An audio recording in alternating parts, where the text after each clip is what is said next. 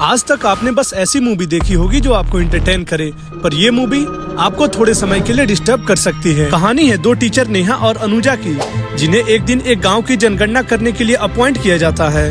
गांव की जनगणना करते हुए नेहा और अनुजा को गांव से बाहर खेतों के बीच सुनसान जगह पे एक घर दिखाई देता है। अनुजा थोड़ी डरी हुई और शर्मिली पर नेहा और अनुजा उस घर की जनगणना करने के लिए उसके पास जाते हैं।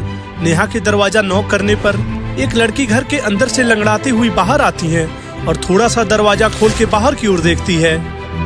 नेहा देखती है कि ये लड़की प्रेग्नेंट होती है, पर लड़की की उम्र इतनी कम होती है कि उसे क्या बोलना है, कैसे रिएक्ट करना है, कुछ भी पता नहीं होता। उस लड़की का नाम प्रेरणा होता है। अनुजा नोटिस करती है कि प्रेरणा के शरीर पे जगह जगह चोट के निशान थे। अनुजा प्रेरणा से पूछती है घर में और कौन कौन रहते हैं। प्रेरणा बताती, मैं, घनश्याम, लीला और हमारा नौकर भोला। नेहा प्रेरणा से पूछती, आपका बच्चा कब जन्म ले रहा है। तभी प्रेरणा कुछ ऐसी जवाब देती जिससे नेहा के होश उड़ जाते हैं।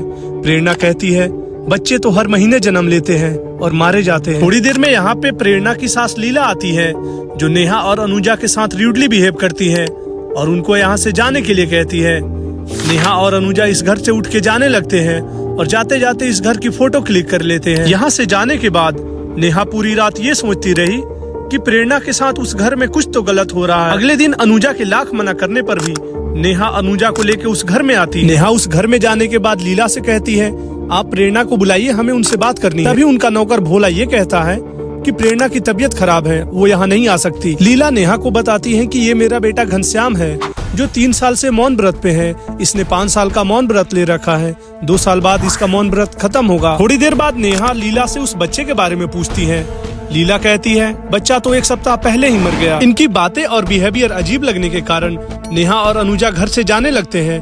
तभी वहाँ जोरों की बारिश और तूफान आ जाती है, जिसके कारण घनश्याम का नौकर भोला इनको हवस भरी निगाहों से देखते हुए ये कहता है, आप आज रात यहीं रुक जाओ ना, आपके लिए चाय बना के लाता हूँ। थोड़ी देर बाद घनश्याम उनसे खाना खाने के लिए पूछता है। बारिश ना कम होने के कारण नेहा और अनुजा मान जाते हैं, पर वो देखते हैं प्रेरणा जमीन पे बैठ के अजीब तरीके से खाना खा रही होती है, मानो कोई जानवर खा रहा हो। बारिश ना कम होने के कारण लीला नेहा और अनुजा को आज रात ठहरने को कहती। नेहा एक कमरे में जाते ही सो जाती है, पर अनुजा को नींद नहीं आ रही होती है।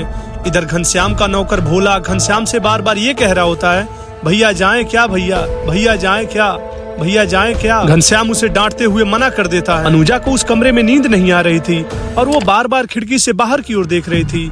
तभी अनुजा देखती है घनश्याम एक बाहर बने झोपड़ी की ओर जाता है और कुछ देर बाद वापस लौट आता है। अनुजा घनश्याम का पीछा करते हुए उस झोपड़ी में जाती है और वहाँ एक डेड बॉडी देख के हैरान हो जाती है।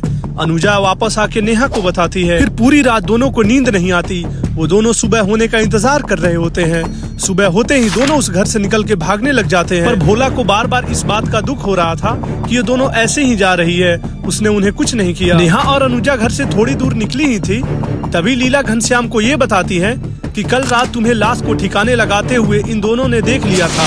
अब सोच लो तुम्हें क्या करना है। इतना सुनते ही घनश्याम और भोला बाहर दौड़ने लग जाते हैं। दौड़ते हुए बगल में पड़ी ईंट से उन दोनों की सर फोड़ देते हैं और उनकी बॉडी को घसीटते हुए घर के अंदर लाते हैं। स्कूटी को बगल की झोपड़ी में छिपा देते हैं। उसके बाद नेहा और अनुजा के साथ जो होता है उसे देखने के बाद आपका दिमाग हिल जाएगा। वैसे इस मूवी का लिंक मेरे कमेंट बॉक्स में पिन है, आप वहां से जाके इस मूवी को फ्री में यूट्यूब पे देख सकते हो। आज के लिए बस इतना ही, मिलते हैं अगले वीडियो में। ऐसे ही मूवी की न्यूज और अपडेट के लिए हमारे चैनल को लाइक और सब्सक्राइब करें।